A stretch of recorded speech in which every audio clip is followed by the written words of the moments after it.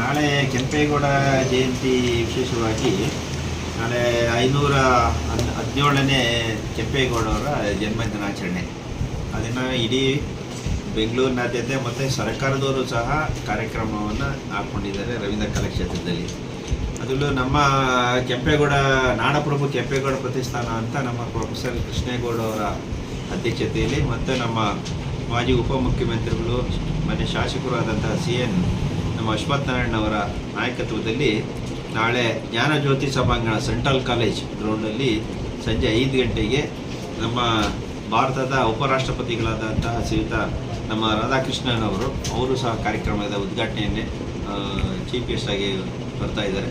ಅದಲ್ಲದೆ ಕುಮಾರಸ್ವಾಮಿ ಅವರು ಬರ್ತಾ ಇದ್ದಾರೆ, ಸೋಮಣ್ಣವರು, ಅದಲ್ಲದೆ ನಮ್ಮ ರಾಜ್ಯದ ವಿರೋಧ ಪಕ್ಷ ನಾಯಕರಾದ ಶ್ರೀಯುತ ಆರ್ ಅಶೋಕರವರು ಬರ್ತಾ ಇದ್ದಾರೆ.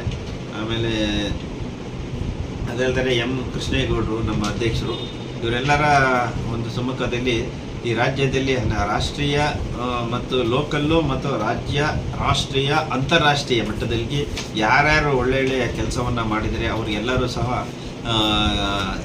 ಕೆಂಪೇಗೌಡರ 517ನೇ ಜನ್ಮದಿನಾಚರಣೆ ಪ್ರಯುಕ್ತ ಅವ್ರಿಗೆಲ್ಲರಿಗೂ ಸಹ ಒಂದು ಆನರನ್ನು ಮಾಡ್ತಾಯಿದ್ವಿ, ಸನ್ಮಾನ ಮಾಡ್ತಾಯಿದ್ವಿ.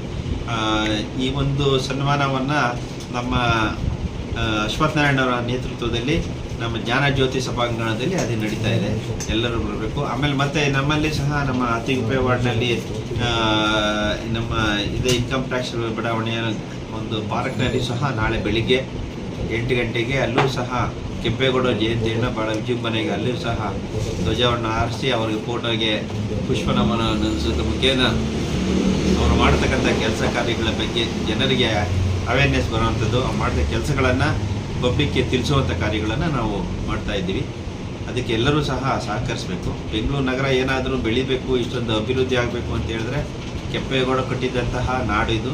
ಎಷ್ಟೇ ಕೆರೆ ಕಟ್ಟೆಗಳಿರ್ಬೋದು, ಮತ್ತು ಎಲ್ಲ ಸಮಾಜ ವರ್ಗದವರು ಸಹ, ಪ್ರತಿಯೊಂದು ಸಮಾಜ ವರ್ಗದವರು ಸಹ ಅವ್ರು ಕಟ್ಟಿದಂಥ ಪೇಟೆಗಳಿರ್ಬೋದು, ಸುಲ್ತಾನ್ ಪೇಟೆ, ದಿಗ್ಲರಪೇಟೆ, ಮತ್ತು ಅಕ್ಕಿಪೇಟೆ, ರಾಣಾಸಿಂಗನ ಪೇಟೆ, ದಿಗ್ಲರ ಪೇಟೆ, ಈ ಬಡಾವಣೆಗಳಲ್ಲದೆ ಕುಂಬಾರಪೇಟೆ, ಮತ್ತು ಅವರ ನೆನಪಿಗೋಸ್ಕರ ಕಟ್ಟಿದಂತಹ ಕೆರೆಗಳು, ಕೆಂಪಾಪತಿ ಕೆರೆ ಇರ್ಬೋದು, ದೇವಸ್ಥಾನಗಳು, ನಮ್ಮ ಹಲಸೂರು ಸೋಮೇಶ್ವರ ದೇವಸ್ಥಾನ ಇರ್ಬೋದು, ಮತ್ತು ನಮ್ಮ ಇದು ಕೆಲವು ಅನೇಕ ದೇವಸ್ಥಾನಗಳನ್ನು ಸಹ ಅವರು ಕೆಂಪೇಗೌಡರು ಕಟ್ಟಿದ್ದಾರೆ.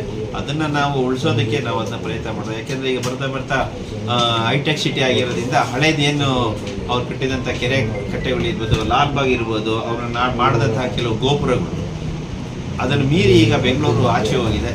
ಅದನ್ನು ಸರಿ ಮಾಡಲಿಕ್ಕೆ ಸರ್ಕಾರ ಅದೇ ಕ್ರಮವನ್ನು ಕೈಗೊಳ್ತಾ ಇದೆ. ಅದರಿಂದ ಜನರು ಹೆಂಗೆ ಇರ್ತಾರೆ ಬೆಂಗಳೂರು ನಗರ ಅದೇ ಥರ ಇರುತ್ತೆ. ಸ್ವಚ್ಛತೆಯನ್ನು ಕಾಪಾಡಬೇಕಾಗತ್ತೆ ಅಂತ ಹೇಳಿ ಜನರಲ್ಲಿ ನಾವು ಮನವಿಯನ್ನು ಮಾಡ್ತೀವಿ.